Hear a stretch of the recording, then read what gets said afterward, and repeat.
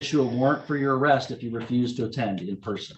Can you please stop referring to me as a defendant? Ms. Christian, I got to tell you, I don't know what in the heck you're talking about. Because I really don't want to have to file claims and ruin people's lives and ruin their jobs because they're not upholding my constitutional rights as a woman, not a defendant. I am a woman only. I, woman Angela. I, woman Angela. I, woman Angela. That's it. Not defendant.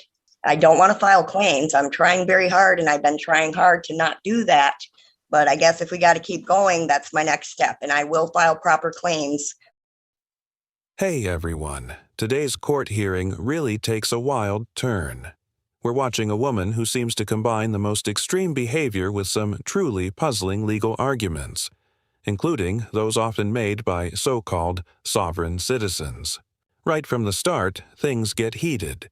She begins making bold claims and even threatens the court, but the judge stays calm and professional, shutting it down firmly and efficiently. All right, good morning, Ms. Christensen. Can you hear me? Yes, I can hear you.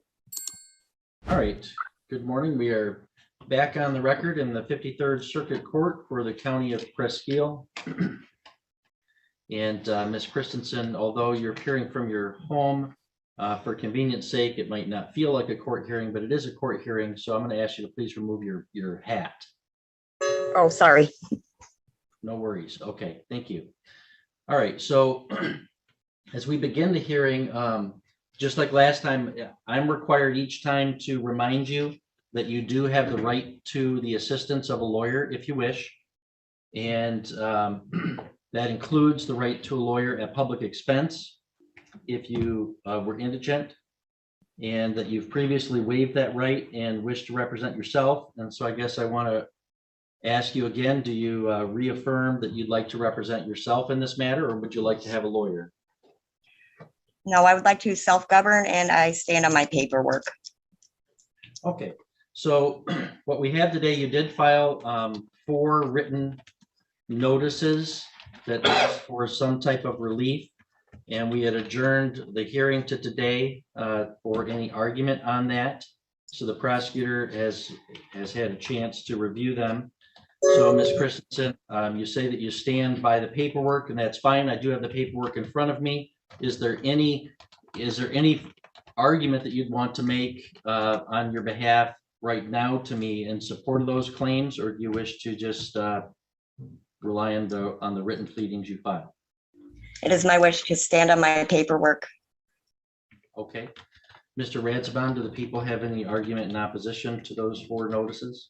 Your Honor, I've reviewed the paperwork, and I guess while she may not recognize or honor the state of the law, I don't believe that there's any relief that's recognized under law that would allow you to dismiss this case against her based on what she's alleged in the paperwork. I fail to see it. Okay. All right. Well, Ms. Christensen, now I'm going to make a ruling on the notices, which I'm construing as some motion or request for relief. And I've got a written order that I'll enter. I'll read it at this point. Defendant, who at this point in the case is representing herself, has filed 4 handwritten notices. These notices appear to seek relief in one form or another. As to the first notice, defendant asserts that she is a woman and not a defendant. The court finds that Angela Christensen is both a woman and a defendant in this criminal action. It's honestly hard to believe some people think this strategy could work in a courtroom. It seems like she believed she had found a loophole. But without giving too much away, let's just say things didn't go how she expected. Now, I have to ask, how is it that some folks believe they can challenge basic legal processes with arguments that don't hold up? The law is clear. If you commit a crime, you can't just ignore reality or declare you're not subject to the rules. There are real consequences for that. This particular case feels like a reflection of some bigger issues. A lot of these cases seem to drag on for so long, and sometimes they even get... To the extent her notice seeks relief, such relief is denied. As to the second notice, defendant demands that any man or woman with a claim against her appear and present such claim in open court. To the extent that this notice seeks to invoke defendant's right to confront her accusers, this court will enforce that right. However, the right of confrontation does not require the complaining witnesses to appear at all pretrial hearings, but only the trial or any necessary evidentiary hearings. So to the extent that this notice seeks to require the appearance of any complaining witnesses at all pretrial hearings, such relief is denied. As to the third notice, defendant asserts that this court lacks authority over her and that only her creator has that authority. Without gainsaying the authority of the creator, it can be noted that religious traditions commonly recognize that the creator has instituted human authority as well. In this matter, the people of the state of Michigan, through ratifying the 1963 state constitution, as well as its predecessor constitutions, have established this court and its authority. The people of the state of Michigan, through their elected representatives, have established laws that apply in this court. And the people of this county have elected this judge to serve in this office. And this court has subject matter over this felony prosecution and has personal jurisdiction over this defendant. Any relief sought by this notice is denied. As to the fourth notice, defendant claims that this court and the government exist only because she allows them to exist. To the extent that this assertion reiterates the proposition that our constitutional republic is founded on the consent of the governed, such proposition is axiomatic as a general matter. However, this proposition does not require that the government must obtain consent or permission from each individual person before exerting governmental authority over that person. Such an idea is nonsense and would result not in a constitutional republic, but in anarchy. This defendant's views would render all the criminal laws null and void, which is legally and practically absurd. Therefore, any relief sought by this notice is also denied. All right, so Ms. Christensen, all of the claims and papers that you have filed, I have found to be lacking in legal and factual merit, and I have denied any such relief. And I'm entering a That's order. fine. Can you please stop referring to me as a defendant? And I guess the next step will be, I guess I got to do the actual filing of the claims if you're going to deny all of those. No, those, I don't know what claims you're talking about. You filed some claims or notices or requests. No, I What did do you not mean? even file my claims yet. I did notices. I did not file my claims yet. I've been putting that off because I really don't want to have to file claims and ruin people's lives and ruin their jobs because they're not upholding my constitutional rights as a woman, not a defendant. I am a woman only. I, woman Angela. I, woman Angela. I, woman Angela. That's it. Not defendant. I'm not a defendant. Well, you are. Dismissed due to delays, which just wastes public resources. Back to our video. At one point, she even tries to argue that she's not the defendant, a tactic often seen in these types of cases. But again, that kind of reasoning doesn't change the facts. The law doesn't work like that.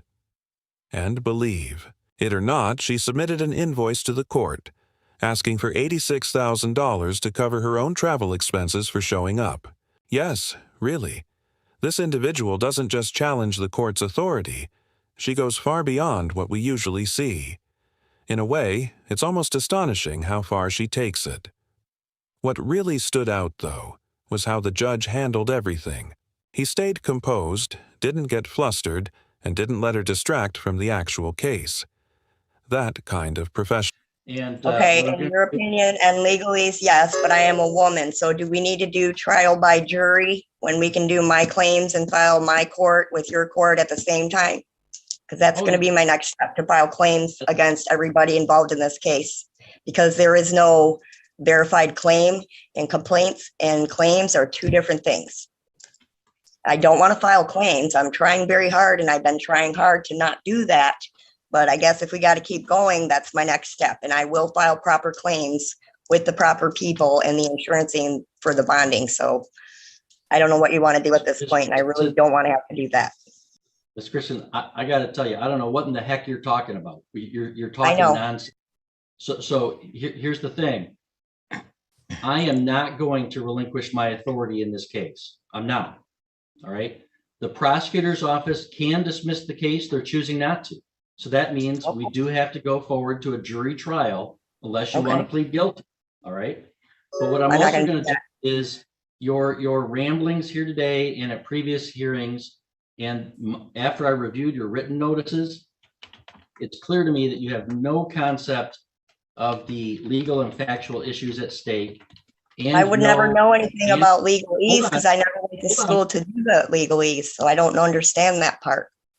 All right, you're illustrating my next point, and you have no respect for the authority of the court. You continue to interrupt me and such, and file these nonsense claims. So I am hereby withdrawing my consent for you to represent yourself. I'm referring this matter to the Office of Assigned Counsel for appointment. So any papers you file in this case, I will reject because they have to be filed. Well, I through don't your- accept that offer, and I do not require you to give me any court-appointed attorney, and I will self-govern because that is my right. Ms. I don't want an Christensen, attorney. I don't do legalese. I'm sorry. I'm not trying to be rude or disrespectful. I'm trying to be very decent. well, I stand on my paperwork and I'll do the rest of my paperwork. I will keep doing it, and now I'm going to file my claims, so that's fine. But no, I don't need no legal counsel. I refuse that offer. I do not accept that offer. I'm sorry. With all due respect to you, I don't accept that. Well, Ms. Christensen, it wasn't an offer. So we are scheduling this next for a docket call on February 14th at 10:30 in the morning. And I'll refer it to the Office of Assigned Counsel for you to have an attorney at that hearing. You are no longer allowed to represent yourself in this matter, and you will be in person in my courtroom at that date and time. I'm sorry, but I cannot be there. I can do it via Well- Zoom, and I don't accept that offer either unless you want to compensate me for my gas and my time. Because I can't do that. I can't even afford to. Sorry. Ms. Christensen, it's not an offer. I want to have you here because you've expressed such disregard for the proceedings. I want to have you here so you can, your attorney. Ms. Christensen, stop interrupting me. It's not an offer. You will be here, or I will issue a warrant for your arrest if you refuse to attend in person. All right, we'll see you February 14th, or I'll issue a warrant for your arrest. You have a good day. You have a nice day. Journalism deserves recognition. So, what do you think? Did the judge handle it well? Was he too firm, or just doing his job? Let me know your thoughts.